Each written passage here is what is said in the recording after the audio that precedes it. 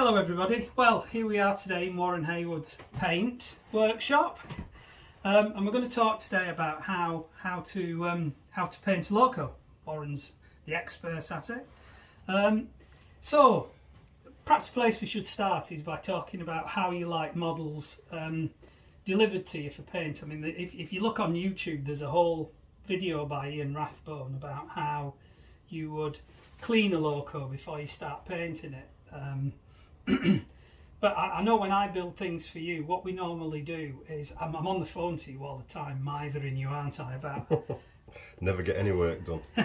about which bits to leave off. For instance, if there's a handrail, obviously that needs to come off if it's got lining that goes underneath it, or if there's a lamp bracket, it's a good idea if they're not attached, you know, so that you can line round the back of them. And I presume that you like locos that are stripped when you get them. Yeah, much easier for the masking process. If a loco's all in one lump, it takes forever to mask. It can never be as neat as a loco that's in sub-assemblies. Much easier to do, and you get a far better job. Yeah, and I'm also sensing it's a bit more of a commitment for you as well, isn't it, when you start pulling other people's valve gear to pieces, you know? Yeah. I think it's probably better, isn't it, if people have disassembled that themselves. So, not the end of the world if not, but yeah, I prefer it that way. Yeah. And I think if you're doing this at home, obviously you would have stripped it anyway. I mean, I think Ian cleans them using, is it Viacal or something? Yeah, like that? I use Viacal. I don't know what Ian uses. Probably uses the same sort of stuff. Yeah, It's just basically to get all the crud off. And you've got an ultrasonic bath I as have, well, yeah. If for getting all the fiberglass scratch That's pen. right. If one's fiberglass particularly off it. filthy, it goes in there. Right. Brilliant. Generally, I don't use it that much, but it does get used now and again. And then I presume they get thoroughly dried and then brought up here into your magic room. That's right. Yeah. No, they get a blast with an air dryer. If it's the winter, I'll sit them on a radiator, but in the summer, blast with a hair dryer. Air as well out of the airbrush can blow the water out. Give it a good blow with the air dryer, and I like to get the paint on pretty much straight away once it's dry. Because if you leave it sat about, it gets covered in dust again. Great. And do you put primer on first of all? Primer goes on first, yeah, always. Once it's all dry and ready to go, the primer goes on. And then at that stage you do the masking up, I assume? No, the primer goes on, then the top coats go on. The first top coat goes on. So which top coat would you choose first? It depends. You've got to look at a loco and decide how you're going to do it. What I tend to do is, once it's primered, I will paint the cab roof black, the cab interior, and the buffer beams as well. I used to brush paint buffer beams, but I spray them now. Right. Just much neater. So they're the four colours. They're the four parts I'll do. So sorry, three parts. The cab interior, then I can mask that off. The cab roof, mask that off. Buffer beam red, mask that off. Then I can put the main body colour on. Right. So it's just forward planning really. If you put the main body colour on first, then you've got to, it's very difficult to mask around the cab to do the cab roof, the cab front and things like that. So if I do the cab roof first, it's a big flat area. I can just mask that off once it's dry. Right. Okay. Brilliant. So perhaps we should have a look at the equipment that you use, and possibly then have a look at the paint mixers. Sorry. So here we are, and in front of the camera now, you can see all of Warren's spray area. And perhaps, Warren, you could just give us a quick run through the equipment that you use. Yeah, first off, well, let's talk about safety first, because it is nasty stuff, this paint, especially the primer. I always use one of these respirators, not the cheap dust masks. I don't think they're any good, but this protects pretty good. It's designed for the job. You can get those from B&Q or anywhere. They're very good. I also like to put on a plastic glove, save my fingernails getting covered in paint. And then lastly, I have the extractor fan, which takes 90% of the stuff out, and I do all my spraying in front of that. So, you know, I'm trying to all the time thinking about not breathing the fumes in and the fallout, if you like. And what about your compressor then and the My airbrush? compressor is a 24 litre, again from B&Q or anywhere, Machine Mark, you can get them. That lasts me a couple of years before it packs up. So it's not a particularly fancy one No, then, it's just no, a proper professional yeah, quality. it's got a 24 litre tank, so the air comes out smooth. If you use one of the small compressors, it pulses when you Right. spray, which I don't like, and they don't last me long enough because I'm doing this all day, every day. Okay. And then what about your airbrush The itself? airbrush is an Haywood. I don't know what brand it is. It's an Haywood brand. I don't know what model it is. HPTH. That's got a 0.5mm nozzle in it, and it's perfect for cellulose. And what pressure do you spray at again? It varies. It varies. I couldn't tell you. At the moment, it's on about 2.5 bar. But I go on the sound of it. Right, okay, so it's just experience then. Experience, yeah. Yeah. Some paint's thicker than others. Well, what about a ballpark? Where would you start pressure wise? About yeah, that's about 2.5 bar on there. Okay, right, okay, great. Okay, so having seen the equipment that you use, and this is the plinth or your little spraying platform there, isn't it, in front of the fan? Drawers here with all my bits and pieces. I like to use these plastic pipettes for measuring paint out into a plastic cup. I think they're things you get off eBay or from the local shop, aren't they? Inliners, all sorts of rubbish in there. Yeah. Masking tape, there's protective gloves, and then I've got my paint. This is again all cellulose, all different colours. I know which colour's which. It's written on the tin on some of them it's not, because it's just black. We've got Great Eastern blue there. So you paint? Do you mix your paint yourself? Is that just an experience thing? Yeah. I know you use cellulose, don't you, rather than pre-mixed? Cellulose mix is pretty good. You can't get all the colours perfect, so you can tint them. Like if I want a certain blue and it doesn't look quite right, I can add another blue to it, or I can add white to it until I'm happy with the colour. So what do you do? Presumably there are British standard numbers. Yeah, British standard and RAL numbers. And RAL numbers for certain colours, and you tint onwards from there. Correct. Yeah. Right. Using, I tend to use. Sometimes I'll buy a small tin of precision paint and try and match to that. Right. Then I've got that colour then. I don't think you professional painters ever use any enamels or rail match or anything like that, do you? If I'm using enamel, I would use precision. I wouldn't use rail match. Okay. Basically because it's very dull and flat, matte. Okay. And I like a gloss paint. Great. Well, perhaps we could move on then to have a look at you mixing some paint and spraying it. Yeah. Right, here we are. Warren's on the floor now in his usual mixing position. So tell us a bit about how you mix the paint then, Warren. Start off with a primer. I don't use the Halford stuff. Doesn't work on brass. Ian covered it in his video about the problems. But what I've come up with is my own little mix of primer. It's very, very similar to the 2-pack primer you can get from Precision Paints, whereby you have an activator and then you paint. The paint from Precision doesn't like cellulose, so instead of using the paint that Precision provide you with, the beige stuff, actually put cellulose paint into the mix.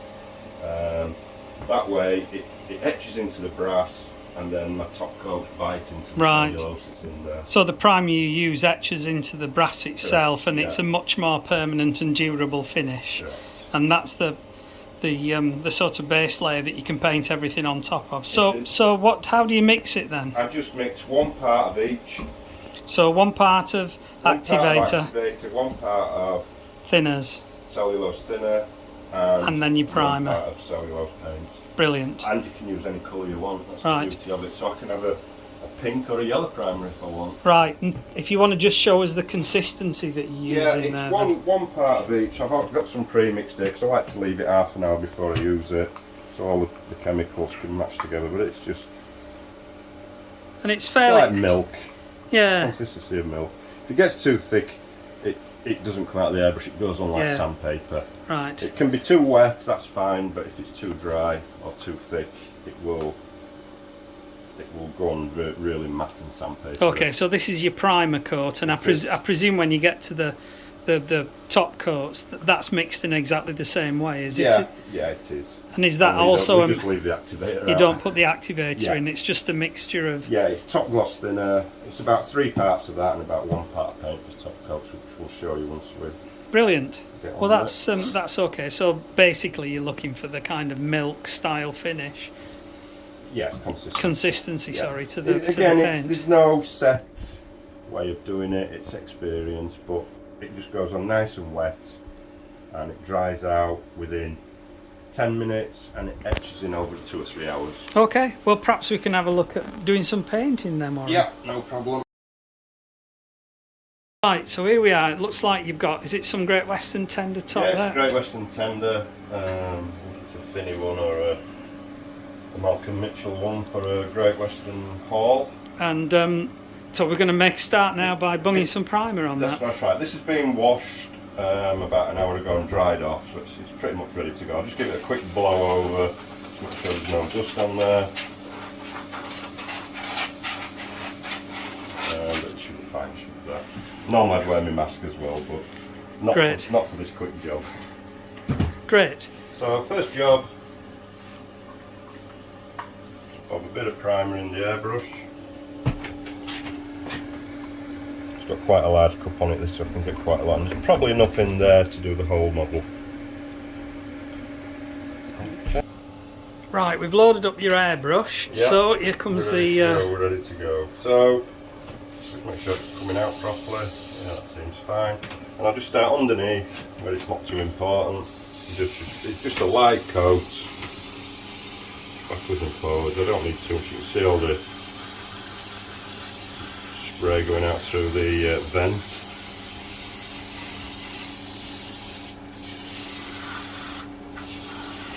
And that's just like a very light tack coat, is it, to start with? That's ample. Right. Okay. Just pop that down. Normally now I'd wait 20 minutes or 10 minutes for that to sort of dry off, but we haven't got time for that, so I'll just hold it there and off we go. I tend to start with the inside, and you've got to get in there as well, so I'll just start on those areas first where it's quite difficult to get it. Blowing it in gently. Underneath the step there, underneath the foot plate. And this is the primer. This is the primer coat, yeah. It doesn't have to be perfect. It generally settles out very, very flat anyway. So if there's any nasty scratches in there, they need dealing with before this. Again, Ian's covered that already. Yeah, so you put your primer on, and then if there's any defects in the paintwork, then primer really does show them up, doesn't it, really? So that's the tender front and interior done. Do the back part as well, again round. Just keep it moving all the time. Don't hold it in one position or you'll get a puddle of paint, which is not good. All the water will have to come off and start again. Ew.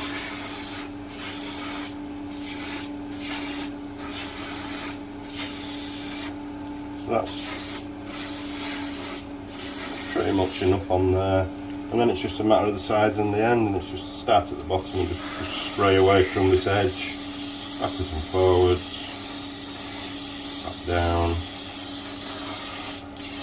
And you're holding your airbrush, what, about 4 or 5 inches away from your job there? Yeah, you tell me, I don't know. It's just where I'm used to. You can hear the pressure, it's not... I can turn it down, I can turn it up if I want. And then that's it. Oh, running out of paint. All pre-mixed, so I don't have to mess about mixing anymore, and off we go again.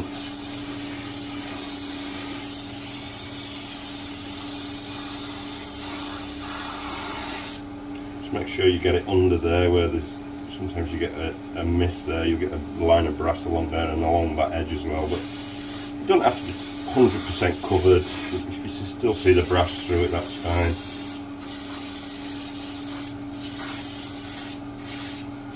and that's done.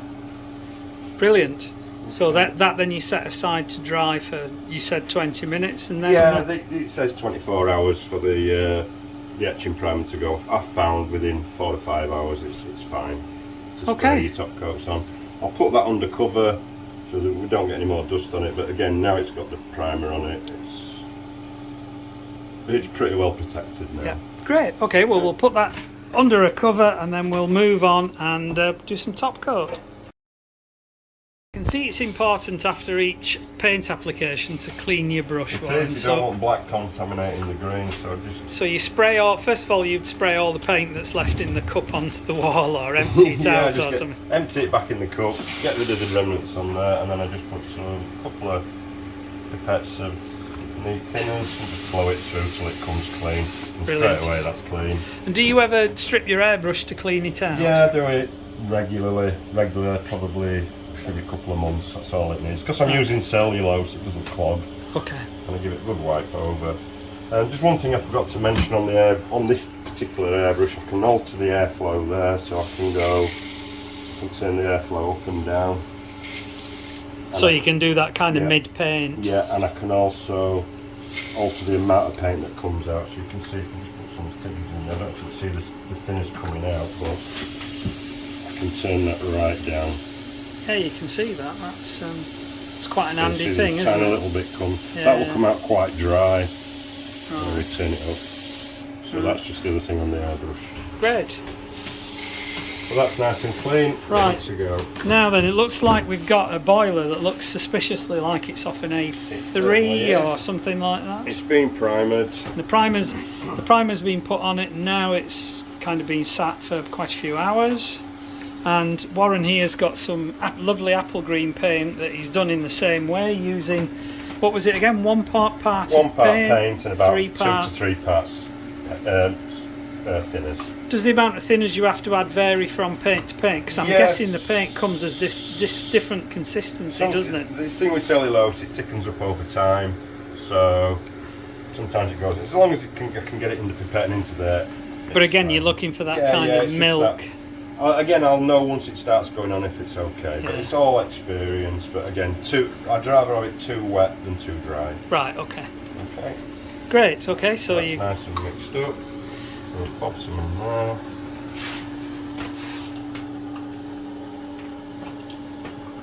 And onto the loco. So this has been pre-primered. Again, this is where we're looking at, do I do the black first, do I do the smoke box first, or do I do the boiler first? So looking at this one, you can see we've got these, you'll know what they're called. Well, they're the safety, the superheater covers, aren't they? Right, okay. So if I was to mask over theirs, it'd be quite difficult to get a sharp edge. It is possible to do it, but it's much easier to mask from this side where the boiler is. So I'll do the green first. It's going to be in, it's obviously going to be in LNER colours. Apple green, yeah. It's going to be papyrus, this one. Okay. Okay, so I'll start by just getting, what I'm going to do. I'm going to start underneath first and just get this. I've got a fingerprint there, but that's okay. It's underneath and it'll cover in nicely. So we just start doing a very light mist coat there, just underneath. And this is exactly the same pressure and amount of spray as what I had with the primer. Yeah. Just gone underneath the boiler there. Again, I'll put that down normally for 5 minutes just to go off, but what I should do, I'll hold it like that and flip it over. Now I can do the main part of the boiler. I'll start under here with the firebox front. Just get it in light. Yeah. So again, you're doing the hard to get to areas first. Yeah. I suppose this is the thing, isn't it, about having the model disassembled. The more pieces it's in, the better job you'll get ultimately. Imagine a foot plate there, how difficult it will be to get under there. So again, pre-preparation is important. And then I'll just lightly go along now. This is just a light sort of a tack coat. Not too worried about full coverage in one area. Just getting it on. See, all the time I'm keeping the piece moving around. If I dwell in one area, we're going to get a puddle and a run, and then we'll have to start again. Right. Okay. So that's the first sort of basic tack coat. So if I just zoom in on that, it's you're going to be kind of building it up, aren't you, now, Correct, over several coats? Yeah. And do you kind of just let it dry for a few minutes Yeah, before I mean, you go for the next one? No, I can go straight on it. That's the beauty of cellulose, it just blends into itself. So now we're going to turn the paint up now a little bit, and now we go on full. This is already touch dry. Yeah. That's how quickly it dries. You painted, when you say turn the paint up, you turn the wheel at the back of the airbrush, didn't you? Just to get a full... Just as you demonstrated earlier, so there's a little bit more spray coming out at the end of the gun. Correct. So I'm always asked, how do you get that glossy, really flat finish? The way you do it is to get plenty of paint down. But you've got to be, there's a tipping point where you can put too much paint down and get a run, not enough paint down, and you'll get the sandpapery matte finish. I remember coming here once, and you were teaching Tony Geary how to paint. You were teaching him how to use an airbrush by using empty beer cans or something like that, wasn't it? Coca-Cola cans, thank you very much. Coca-Cola cans, of course, yeah. And I suppose that's a good way, isn't it, to find out practice, how much paint you can get away with getting on before it starts to sag, or you get curtains or runs. Right, yeah. Brilliant. Okay. So what I'll do now is I'll put the top main coat on. I can do this. This can have 5, 6, 7, 8 coats until I'm happy with it. But this is the first basic coat, and every coat goes on exactly the same anyway. But there's plenty of paint now, and keep it moving. And I like to work along the boiler. There's loads and loads of paint going on. And you can see the importance of the glove.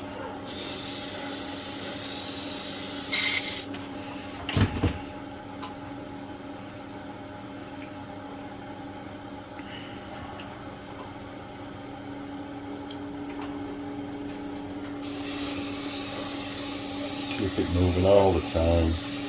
The technique looks very simple, but with a lot of these things, really, it's all about decades of experience, isn't it? It's second nature. Back of the line. Make sure the dome's covered. It's always quite easy to miss the back of the dome there.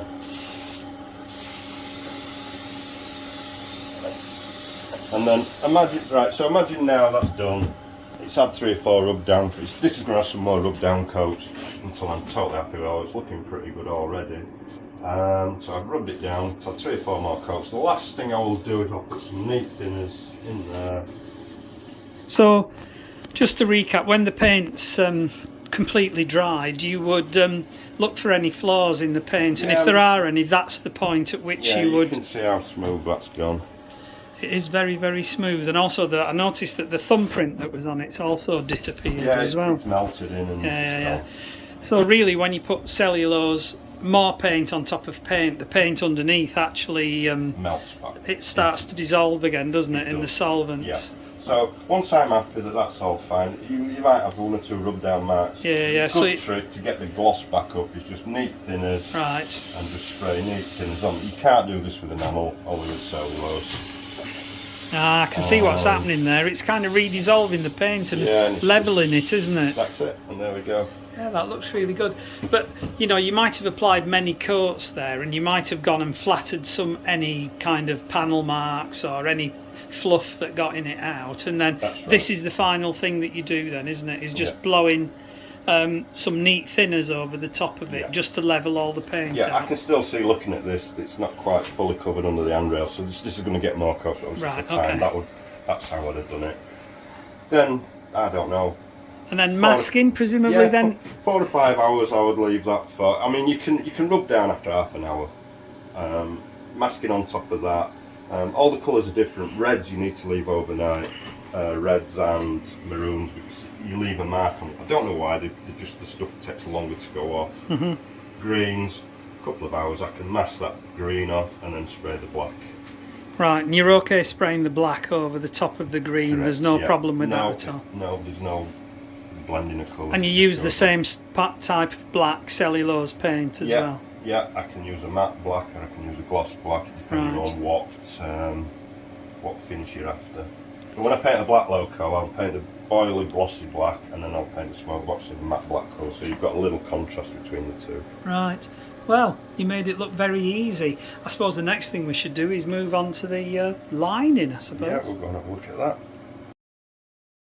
Right, well here we are downstairs, out of the paint room and into the lining room, and these are some models that you've already painted by the looks of it, and it looks like they've all the painting's complete, is it? Just about. I think we still need to do the black on this radial, but other than that, yeah, it's done. And I noticed that they're quite a shiny finish, aren't they? A very high gloss. Yes. Now I'm guessing that's essential for the way that you do the lining. It is, yeah, definitely. I'll explain that later on. Okay. Why that is. So this is where we end up with the models when they've been painted and masked, and then I presume these are ones that didn't really particularly come disassembled, are they? They've just been painted as they came. Lots more masking to do on these. Great. Okay then. Well, let's have a look at your lining then. Here we are sat at your desk, and I suppose before we start we should have a look at the kind of equipment that you use, and I bet you one of the questions that you've most frequently asked is, what kind of lining pens do you use? Correct. Well, there's three ways of doing lining basically. The first way is transfer lining, which you can buy whole packs from Fox, bob them on. I've never ever tried it, don't know how good they are. But I've seen finished models and they don't look anywhere near as good as the Loco that's been hand lined. The second way is the Bob Moore pen type pen, which is a tube that you put the paint in the top of the pen. It runs down a tube and you line it on that way. It's like a capillary thing, isn't it? Again, I think they're aimed more at the larger scales, the live steam boys, because the lines are very, very thick. And I suppose you can't alter the thickness of the line. Ultimately, it's set by the diameter of the capillary, isn't it? It is, and the paint needs to be quite thin, so it spreads out. The lines are too fat, too thick, a bit too translucent as well. Great. So what? Show us what you use then. I use ruling pens and compasses. So I've got two here that I use for everything. That's my go-to for everything pen. That's a half. It's a German firm that I think you can still get them from half. I've had that one, I don't know, 20 years now, and I've never ever touched the tips when it came. Right, so you don't dress the tips up or anything like that? No, you can do. You can buy old pens that don't work. Ian Rathbone covers it in his excellent book that's well worth buying. A little plug for Ian there. It shows you how to dress the tips. Right, okay. I won't bother with that today because it's already been covered. It's been covered, yeah. So that's the ruling pen. This is another ruling pen that I use, which has got, as you can see, it's got much shorter tips. And they stay more stable. They don't open and close. These can open and close if you're resting quite a distance away. You can close the tips. So these don't close as easy. And again, it's when you get the experience you realise which pen to go to. Okay. So is one better at doing thicker lines or thinner lines? No, not necessarily. They both do exactly the same line. It's just say if I wanted to line the back of a tender and I can't. There's pipes and buffer beams and I'm held off quite a long way. If I use this half one, it will close the tips up and I'll get an uneven line. As you're running it along the ruler? Yes. Right. Whereas this one, it's got much more stable tips. The tips will stay together. Brilliant. So I can get a much cleaner line. I use this one as well for the bottom of splashes when I'm resting on an edge there. If I were using the half one, if I was resting there, I wouldn't get an even line. It wouldn't be bad, but it's not perfect. Okay. Whereas this one, I'll bob on a piece of angle there and just rest it on there and work along. And again, those tips will stay stable. Okay. Great. And what about the paint that you use then? The paint is just gloss Humbrol. That's my orange. It's a sort of a dirty brown colour. You can see the consistency. I like it to stay on the cocktail stick. Right. Any thinner than that, and the line's not as you can't get a thinner line, and it spreads out a little bit when you. So really, you just have to buy fresh paint and stir and stir and stir. Yeah, and the thing with Humbrol paint nowadays, it goes off quite quickly. So I will get probably 4 or 5 Locos out of that before it starts going off. Too gloopy at the bottom. Yeah, it lasts in that perfect. When you first get it, it's a bit thin. So I'll leave the lids off for a week or two, and then it starts thickening up.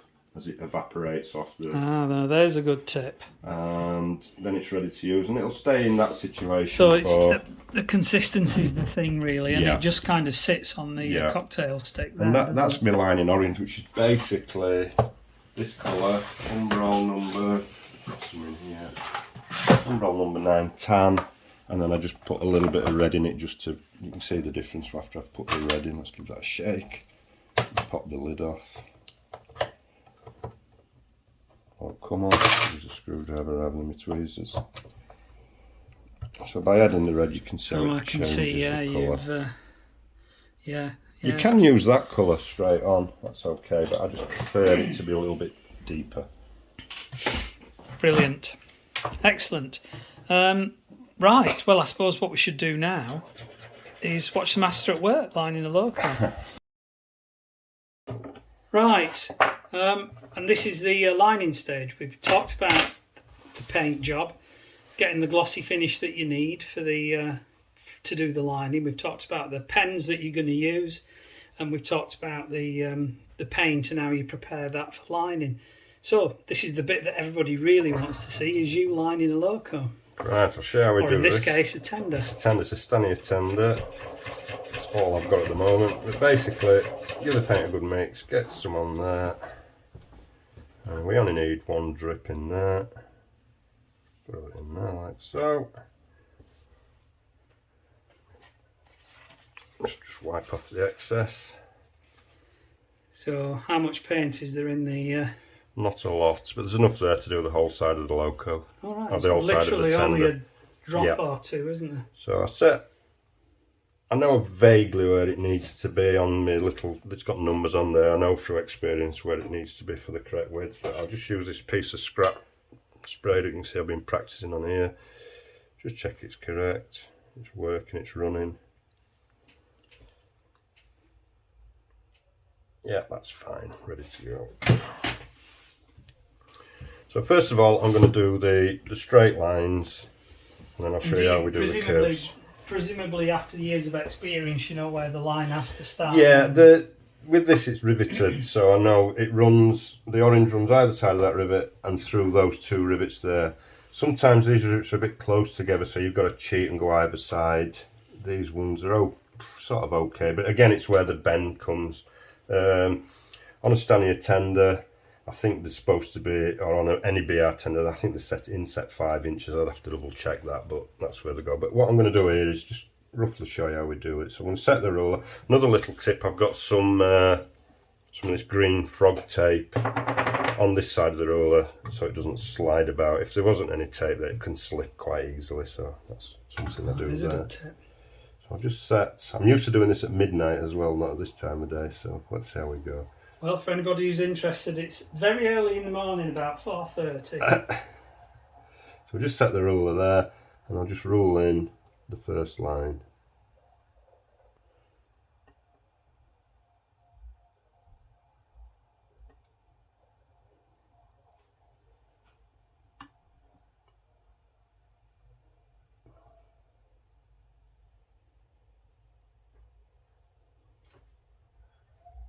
Doesn't matter about the length of the line because I'm going to show you how we cut those back. That's brilliant. So you do it quite slowly then? Yeah, don't rush. Do you have to hold your breath while you're doing it? Yeah, I do. Yeah. So you must have to hold your breath for quite long periods of time. So obviously these are 2 parallel orange lines. I think they're set at 2 1/4 inches. So I've got my dividers set at 2 1/4 inches using one of these 7mm scale rules. And just mark that there and see where that goes. Just line it up, and then we can just put in the second line.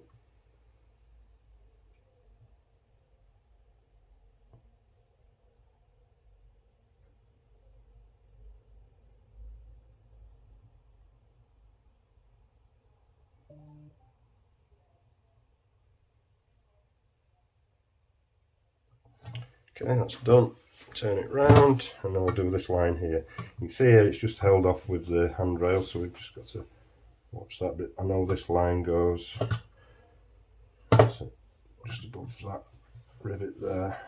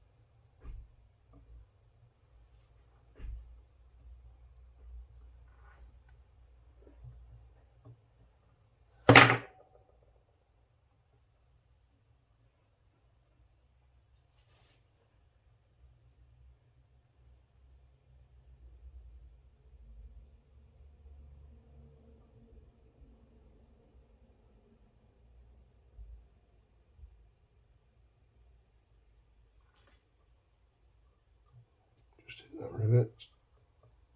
I'll tie that up in a second.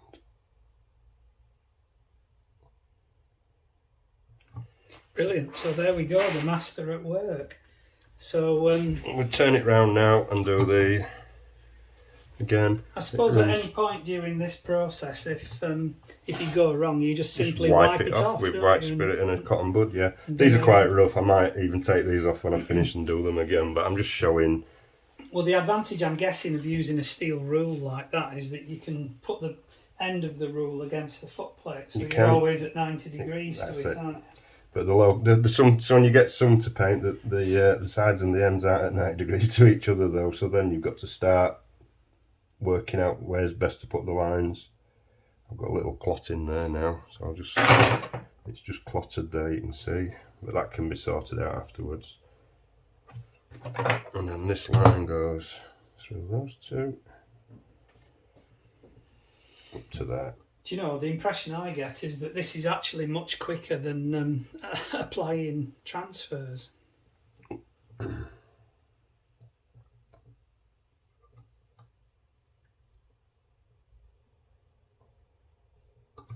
So that's all the straights done, and now I'll show you how we do. I use bow pen compasses. I think that's what the crew call them. Again, this just opens out. I've got a little piece of nickel silver wire in there rather than the point, and that's polished over so it's not going to scratch anything, and it protrudes about, I don't know, a millimetre, half a millimetre to a millimetre beyond the end of the tips. This, I can move this around for all sorts of different processes. Same thing. Again, normally I would set out I'll find out exactly what that distance is, but I think it's 10 inches without looking in my book. Set that about 10 inches. There, so that should, and then I know also that through experience that's about in the right spot. And with the paint, this is where you've got to make sure that the thickness of this line matches the thickness of the lines that you've already drawn on. You don't want great big thick lines there. So again, I'll go to, I know basically where it goes on this wheel.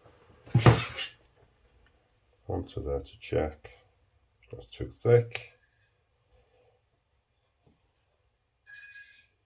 That's about right. And then we'll just take that and just pull it round.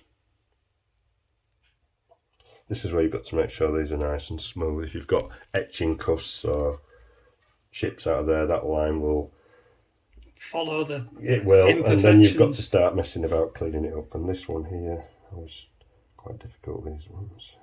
There. Okay, and then we set the distance for the second line. It's about right there. Yep. And again, same process, just for the second line, just follow it round.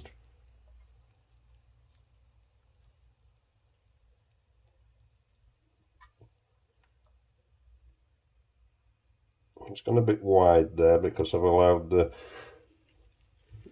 pen to be on a slightly different angle, but it's not too bad. I'll wipe that off normally and try and undo it again. So this is how we just take it off. Cotton bud, little dab of white spirit and just wipe it off like so, and it won't do any damage to the cellulose underneath.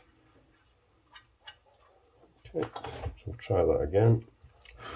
Just blow it to dry it off.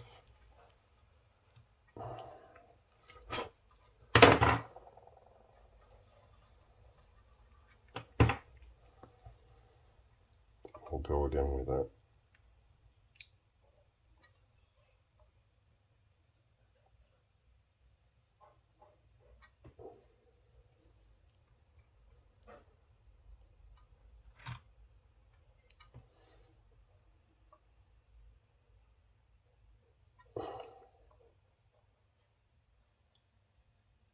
There we go, that's much better.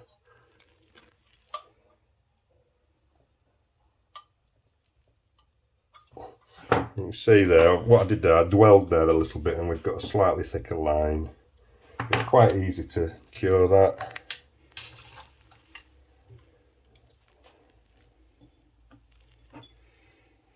Get some white spirit, damp it off, and just brush the edge of the line.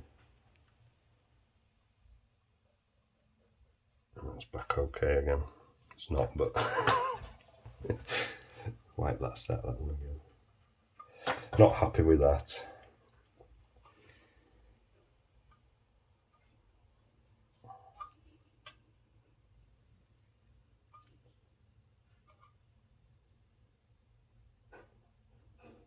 That's better, much better. Okay, so that's all the rough outline done. So there you have it, folks, warts and all. That was much quicker than putting on any kind of lining transfers. Right, we've moved on now from doing the straight lines, and you're going to show us how to hand paint the corners. Yeah, I am. Yeah. First of all, just show the paintbrushes I use. These are 00 Winsor & Newton Series 7 miniatures. Quite short, bristles on them, if you can see that.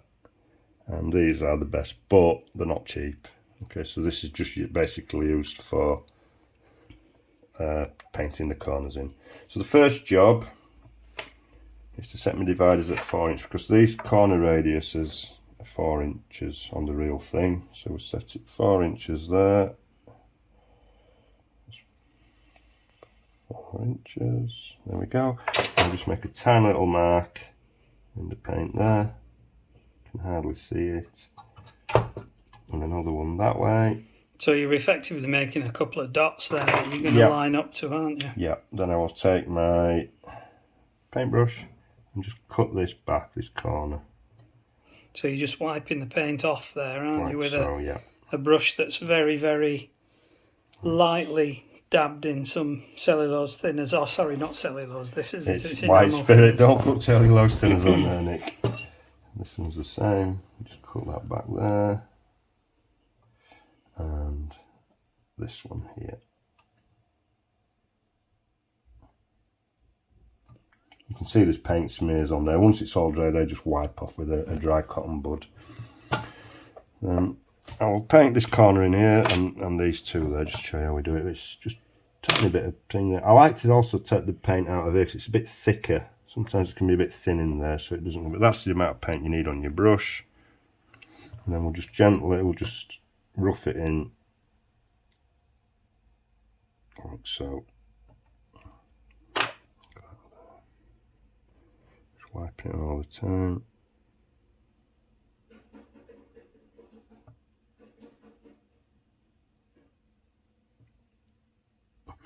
Okay, well, they look quite rough, and they are, so we need to tidy those up now.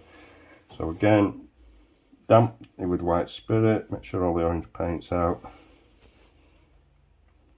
Wipe on a paper towel, and then we're just going to gently brush the edge of the corner. You can see how the paint's getting sucked into the bristles.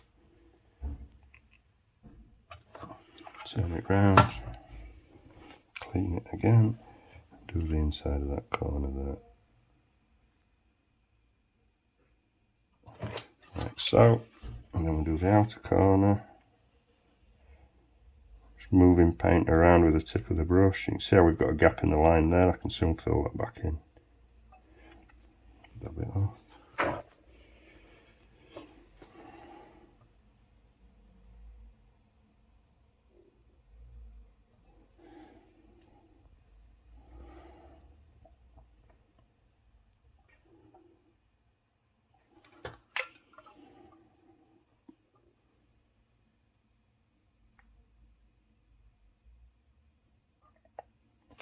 I would normally use my big 4x magnifiers for this, but they will get in the way and it's camera work, so I'm trying to do it with just my normal glasses on, which aren't as powerful. I'm so professional at the camera work. And you just keep messing around and moving paint about until you're happy with the corner. You can see this is sort of the longest process of the job.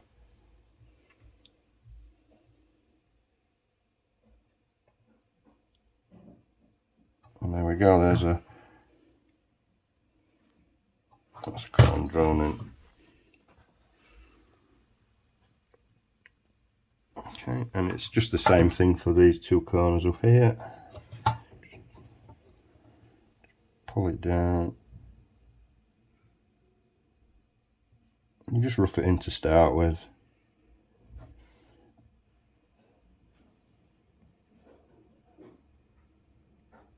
It's gone a bit wonky, but it doesn't matter.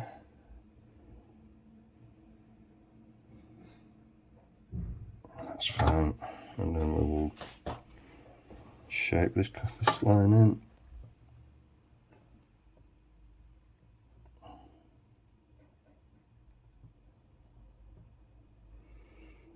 And I can see how when you take paint off there, it magically blends itself in, doesn't it? These aren't perfect. I'll probably wipe all this off and redo it, but it's not too bad. It shows you how we go through the process. Again, just keep moving paint around. Trying to keep the thickness the same all the time. You don't want great big thick corners and then thin straights. Try and keep it all the same thickness. And the last one.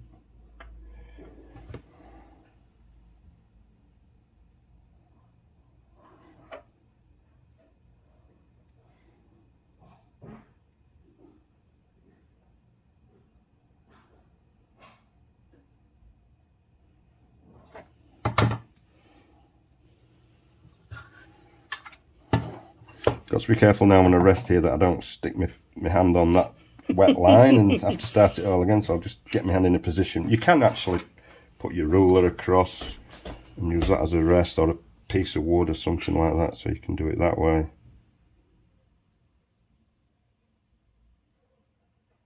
And just blend it all in again, just the same as the other ones. So that's basically how we... Well, that's amazing. And then I'm guessing you have to set it aside for... yeah, leave that overnight, and then you can... And then you can pick up I've your black already done line. this side, and we can put the black through the middle. Is there, on real lining, is there a gap between the orange and the black? Yeah, you've got an 1/8 of orange and an 1/2 inch black down the middle, and there's, I don't know what but if you zoom in close, you can see that there's actually green in there. On LNER, black and white lining, the black goes up to the white. Brilliant. Well, you made that look very easy, so perhaps the next thing is if we have a look at the kind of transfers that you use. Yep, no problem. So here we are, and we've lined the Loco, and of course it'd been possible to line a boiler band, wouldn't it, using a bow pen? Or very difficult, I'm sure. Sometimes if somebody's put some really thick boiler bands on, you can use the compasses on the edge of it, but to thin the line. Yeah, I always use transfers for boiler bands. Right, so make our own. You're going to make your own transfers for boiler bands. So how do you do that then, Warren? There's 2 ways. First way is we can get some of this transfer sheet from, let's show you, from Hannant's. Oops. And that's clear transfer sheet. Trade Cal Hannant's. There's the address and everything. Okay. So you can buy that from Hannant's, and it's fairly good stuff. And that's just clear decal, is it? Clear transfer paper. And that's what this is here. Yeah. So presumably you've sprayed this. This has been sprayed with black Humbrol gloss paint, left overnight to dry. Using the techniques that we showed you earlier. Yes, correct. And then it's just a matter of getting your ruler, getting your colours, and ruler. Basically, this is for black Loco. It's the same technique, isn't it? Yeah, I have green, I have LNER green, I have LMS red, but I have all different colours sprayed up, and it's just a matter of then just ruling on your boiler bands. And you just use them when you need them, I suppose. It's making your own transfers. Cut them out and pop them on. Very, very easy to do. We need that. And it's just a matter of getting your sharp scalpel again that's gone walkabouts. There it is. Scoring the edge. These have already been done, but you just score down the edge. Don't cut right through. Just score it like so. And then you just cut a piece out. You can just lift it there at the end. And that's kind of like a water slide transfer, isn't it, then, for putting on your boiler bands? Yeah, it's snapped. I'll start on, do this one, that one's snapped. There we go. And just Peel that up. Peel that down, and there's your black red boiler band. And then this is quite crude. I don't know if this is the best way. There's other ways to do it. I don't use water. I use the got some in here. I use the microsalt. That's microsalt. Oh, it's a whole jar of the. Well, it's what's the name of the company that make that? Microscale Industries. I think that comes from America, doesn't it? I have no idea where it comes from. It's made in the USA, but you can buy it over here. And literally all I will do, I will use the Royal Scot, and I know the boiler bands are the wrong colour, but I'll show you how we do it, and here I can take it off afterwards. I just literally dip that in there. You laid it out on your finger, yeah, and kind of wiped all the excess. That's right. And that takes about, I don't know, 15-20 seconds, and then it should come away from the backing. It's not quite ready yet. Also, you actually take the backing paper off it before this is how I do it. There are more than one ways to skin a cat. Correct. Go.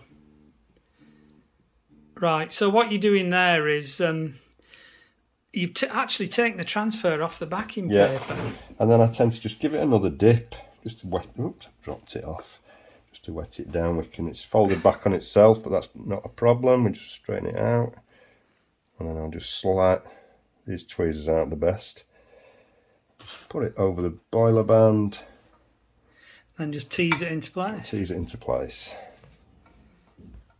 And that will stick firm. And the micro set that you use, that there we go. That's amazing. Better take that off quickly before it dries, aren't you? There we go. They're all removable. And then, so that's the first method. The second method, which I've started using a bit more, because I found with these sometimes they can chip, they can lift and come away after a while after they've been handled. They don't stick 100%. Yeah, varnishing should settle it in, but I don't like to put a lot of varnish on. For obvious reasons, you don't want to start filling in all the detail with varnish and stuff. So it's a very, very light coat of varnish or lacquer, so it doesn't really protect these, and they're okay, so they're not going to be handled. The other way I use is Scotch magic tape. Just put it onto some piece of brass, whatever. Give it a good rub down with wet and dry to get a key on it, and then spray paint it again with your Humbrol. So you rub down the tape itself once you've applied it to the... Yeah, I found if you don't, the paint lifts off the tape. Okay. And again, it's the same thing once it's all ready. Get your lining pen out and line it and so on. These again have been pre-scored down the edge, and then we just... The end's a bit rough. But so it's essentially what you're doing here is making a transfer that's self-adhesive, aren't you? Yeah, these tweezers are terrible. Let's just get a tip. Bit of tweezer maintenance. Yeah, there we go, that's better. There we go. And pull that off. And that's self-sticking. And it's a little bit harder wearing than the transfer. I was going to say, that must be quite a bit more difficult to get on. Do you only get one shot, or are you able to manipulate it? No, it's not a really sticky adhesive on it, so it is, you can move it around like so, get it in the centre. The difficulty is when you've got to try and, with a water slide you can slide them under these, you've got to sort of tease that underneath the handrail. Oops, it's going to stick to the end of the tweezers. Not wanting to do it, these tweezers are terrible. There we go. Pull it through.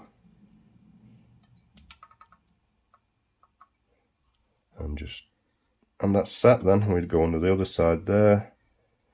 I won't bother going right through that, but that's how we do that. Great.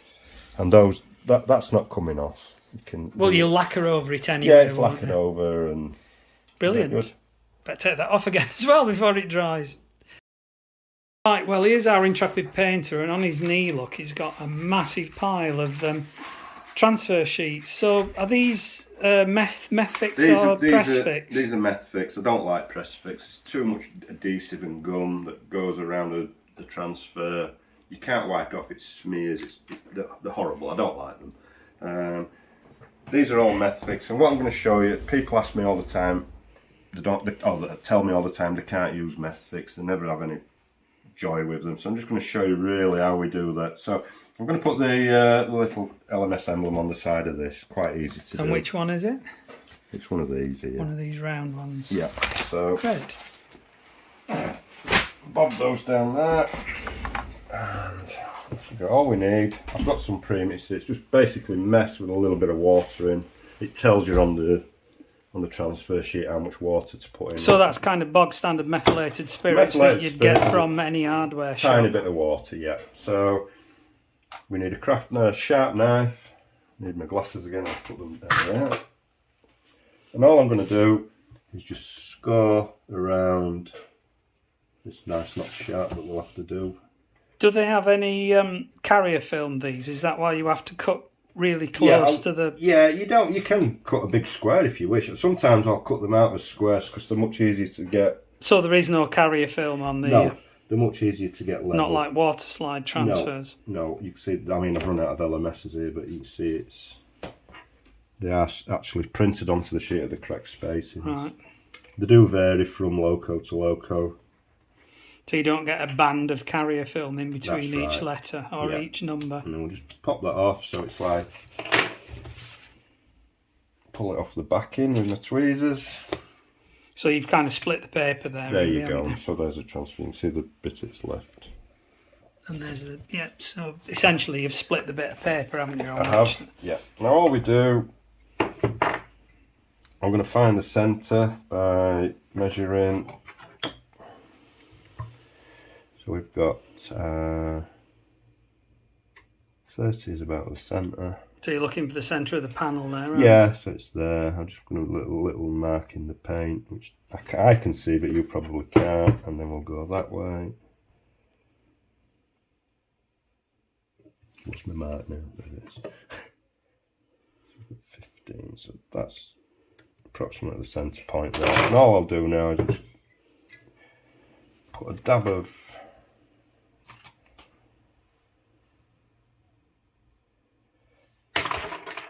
mess. Set the transfer on there. And again, I can now just make sure it's straight and square. Measure it again. 20. So it's in the centre. Measure it that way. 15 is a fraction low. So I can move these around. Methfix, you don't get this you don't get this opportunity either, because once it's on and it's not moving. That's with a press fix. With a press fix, sorry. With a Methfix you can move them around. That's central now, and I will just now dab a bit more mess on there. So you're just soaking the backing Yeah. sheet now. I can see the transfer perfectly now. I can see it's tilted slightly that way, so I'm just going to square it up. And there we go. And we'll leave that for 5 minutes. You'll see it drying out.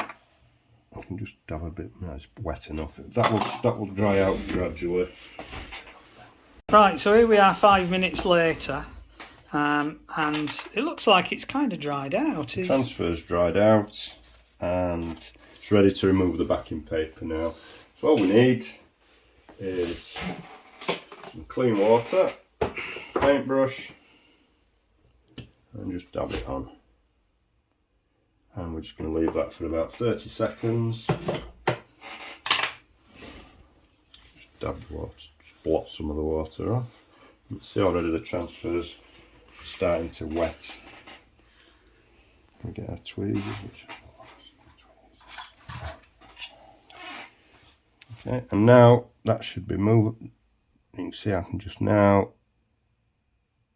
oh, it's still moving, and just move it, pull that up, can't get a grip. And it's kind of, the transfer did actually move a little bit. I may not have left it long enough, but we'll just square it up. So you can actually square it at this stage, can you? Yeah. Amazing. Sometimes they're stuck, sometimes they don't. They're a little bit hit and miss, but you can see there's no carrier around that at all. And what you've done there is just blotted it to get any air bubbles or any liquid out from underneath it. Brilliant. Right, on to the next stage then. Here we are back up in your painting area. So what we've done now is we've prepared the model, we've painted the model, and we've lined the model. And what we're left with is a model that's really, really, really glossy, because you need the gloss finish, I assume, for putting the lines on. That's correct, yeah. If you have a matte finish, I should have mentioned it on the lining part, but if you have a matte finish and you start trying to blend the corners in, the paint spread, the stains spread out, and they're very difficult to remove. So and if you have to wipe anything off, I'm guessing you can't, can you, on a matte finish? No. Right, so the next stage, I suppose the last stage, is to lacquer it all down, isn't it? Lacquer or varnish, yeah. And the lacquer sets the total, the final shine for the finish. Yeah, so there's two ways to do it. I prefer to use cellulose lacquer. This is high gloss cellulose lacquer. I'll show you how we bodge that to make it not high gloss. Or you can use Ronseal hard glaze varnish. Which you don't use, I assume. I do use it sometimes, but right, okay. not all the time. And I put matting agent, precision matting agent into that to take it down. Okay. So you can go from high gloss to flat matte just using the matting agent, and that's just mixed with white spirit again to a consistency that's a bit like sort of milk. Okay. Not too watery because it runs. So that's that way of doing it. That's not my preferred way, but that is okay to use. Okay, so we're going to put that back in the drawer so we're not tempted to. The second method is my method. Is this stuff? It's high gloss cellulose lacquer. So it's just basically cellulose paint that's clear. I've got some mixed up there already, and this is the way I like to do it. I can get the lid off. No, there we go. I'll just put this in here so it's easy to use from there rather than out of there. I'll use 2 parts of this, so two tubes of this.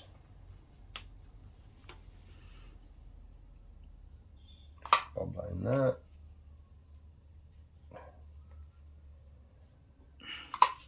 Just get a clean pipette.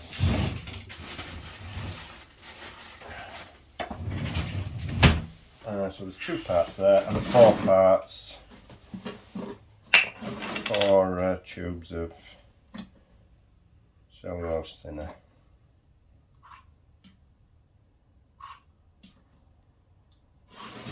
So that's my lacquer there. I'll just pop the lid back on.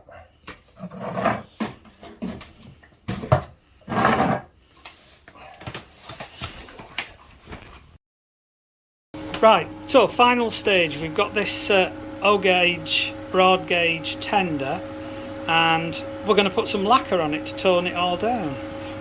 So you've mixed your paint. I've got it at the right consistency. Again, we're sort of at that kind of milky consistency, aren't we? That's right.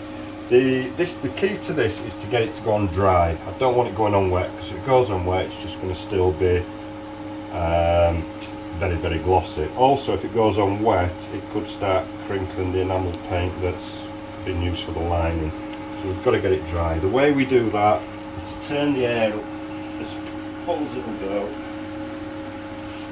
and open up the brush. So you can hear the difference straight away there. That is very, very high pressure. Yeah, much higher pressure than you use for doing the colour and the primer. And this is so simple to do. So there he is loading up the reservoir. Loaded up. I'll pick up the tender. I can hold on to the axles underneath there. Again, this would maybe be in 3 or 4 different bits, and each will get lacquered down on its own. But all we're going to do is very from about, I don't know, 6 or 8 inches away. Give it and let the air go, and then just you can maybe see the spray now. It's very fine. We're just going to go over it really lightly. And that just brings the gloss right down to a more acceptable level.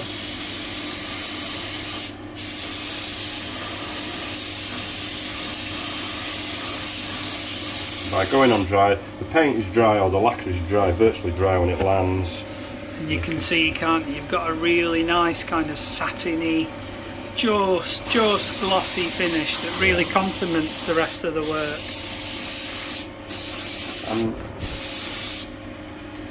That's it, done. And there we have it. Quick as that, and that's all it needs. Well, thank you very much, Warren, for spending the time to do this with us today. You've made it look very, very easy. But of course, as we've said a million times when we've been talking about this, the main thing is just to practice and practice and practice and practice. And then practice a bit more. Thank you very much. Bye. Right, and here we are at the end of the process. Here's a Somerset and Dorset 7F. Guessing they were of Midland origin, these, weren't they? I think so, yeah. And There it is, all beautifully painted and lined. And you can see at this stage how the lacquering really brings down the gloss to a really nice kind of pleasant finish. And there we have the buffer beam spray painted and lined with all of its lettering, all looking resplendent.